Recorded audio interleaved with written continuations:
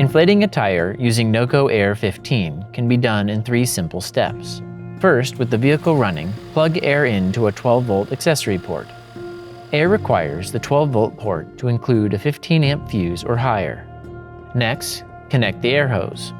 No tools are needed, simply tighten by hand. When connected, air will display the tire's pressure. If a tire is less than 3 psi, it cannot be detected and the display will show the set pressure. To set a pressure between 15 and 80 psi, press the right arrow to increase or the left arrow to decrease. Hold down the arrow to quickly cycle through the numbers. Check the vehicle specifications for tire pressure settings. Set the desired pressure and press the power button. Air will now inflate the tire to the set pressure.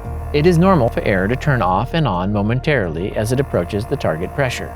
This may occur multiple times. Air will automatically shut off when the correct pressure is met. Disconnect the air hose and unplug air from the vehicle. Use caution when handling air after operation, as metal surfaces may become hot as labeled.